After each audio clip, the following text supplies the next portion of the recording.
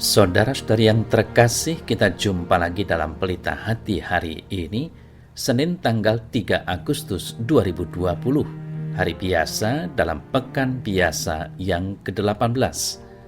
Bersama saya Romo Thomas Suratno, SCY dari Paroki Cilanda, Jakarta Selatan, mendengar dan merenungkan Sabda Tuhan, yakni firman Tuhan yang tersurat di dalam Injil Matius, bab atau pasal 14, ayat 22 sampai dengan ayat 36.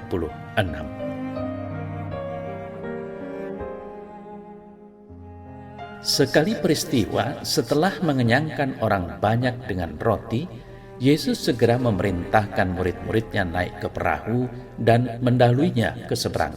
Sementara itu ia menyuruh orang banyak pulang. Dan setelah orang banyak itu disuruhnya pulang, Yesus naik ke atas bukit untuk berdoa seorang diri. Ketika hari sudah malam, ia sendirian di situ. Perahu murid-muridnya sudah beberapa mil jauhnya dari pantai dan diombang-ambingkan gelombang karena angin sakal. Kira-kira jam 3 malam datanglah Yesus kepada mereka berjalan di atas air. Ketika murid-muridnya melihat dia berjalan di atas air, mereka terkejut dan berseru, "Itu hantu!" Lalu berteriak-teriak karena takut. Tetapi segera Yesus berkata kepada mereka, "Tenanglah, aku ini, jangan takut." Lalu Petrus berseru dan menjawab dia, "Tuhan, apabila engkau itu, suruhlah aku datang kepadamu berjalan di atas air." Kata Yesus, "Datanglah."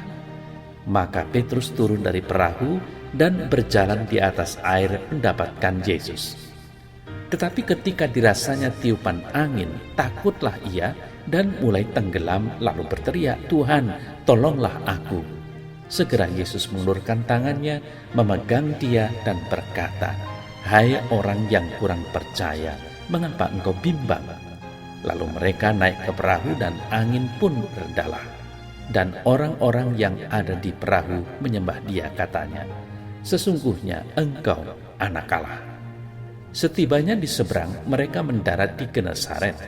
Ketika Yesus dikenal oleh orang-orang di tempat itu, mereka memberitahukannya ke seluruh daerah itu.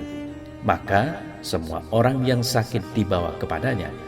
Mereka memohon supaya diperkenankan menjamah jubah-jubahnya, dan semua orang yang menjamahnya menjadi sembuh. Saudara-saudari yang terkasih, menyaksikan Yesus berjalan di atas air telah menggerakkan Petrus untuk bertindak dalam iman.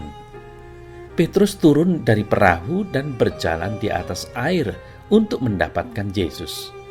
Dia semakin jauh dari perahu yang menjamin keamanannya. Tiba-tiba Petrus kelihatan kehilangan fokusnya pada Yesus yang memanggilnya untuk berjalan di atas air untuk mendapatinya. Saudara-saudari yang terkasih, ketika Yesus menolong Petrus, ia berkata, "Hai orang yang kurang percaya, mengapa engkau bimbang?" Sebenarnya kita tidak lebih hebat daripada Petrus. Apa yang kita lihat dalam diri Petrus seringkali kita lihat juga dalam diri kita masing-masing. Seperti Petrus, kita seringkali mulai bertindak dengan penuh semangat untuk mengikuti jejak Kristus. Namun, dalam salah satu titik pada jalan yang kita tempuh bersama Tuhan, mata kita melihat sesuatu yang berada di luar Yesus, dan kita pun luput melihat siapa sebenarnya Yesus itu. Saudara-saudari yang terkasih, walaupun mengetahui, bahkan menyaksikan atau mengalami sendiri apa yang telah dilakukan Yesus dalam hidup kita atau orang-orang lain, kita membiarkan diri kita ditimpa rasa ragu-ragu. Kita lupa bahwa jika Tuhan memanggil kita, Dia menyediakan segalanya yang diperlukan guna menanggapi panggilannya itu. Percayalah, saudara-saudara yang terkasih, bahwa yang mengundang kita untuk datang kepadanya dan mengatakan jangan takut adalah Kristus yang bangkit.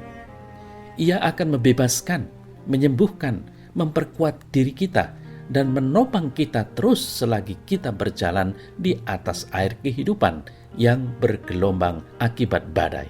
Ini adalah janji yang akan terwujud dalam semua orang yang mau berjalan dalam iman.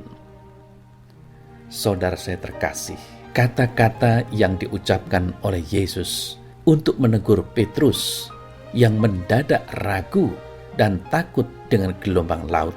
Hai orang yang kurang percaya, mengapa engkau bimbang? Ketakutan dan keraguan yang dimiliki Petrus sebetulnya tidak beralasan, sebab Tuhan ada bersamanya. Namun ia tetap merasa takut sebab ia kurang percaya. Teguran untuk Petrus ini pun masih sangat relevan dan sangat berarti bagi kita yang hidup di zaman ini. Mengapa? Karena dalam realitas kehidupan sehari-hari, berbagai tantangan, kesulitan, rintangan, dan penderitaan membuat kita acap kali tak percaya akan kehadiran Tuhan dalam hidup kita. Maka nasihat dalam warta Injil hari ini mengingatkan dan meneguhkan iman kita akan kesetiaannya dalam hidup kita. Kadangkala iman kita goyah oleh terpaan gelombang kehidupan. Kita acap kali ragu dan takut. Tetapi teguhkanlah iman saudara. Percayalah, Yesus tidak akan membiarkan saudara binasa.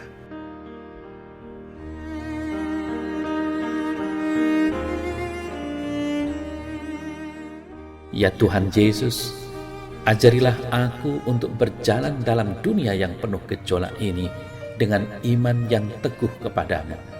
Dan tolonglah aku agar aku dapat menjadi murid-Mu yang baik. Amin.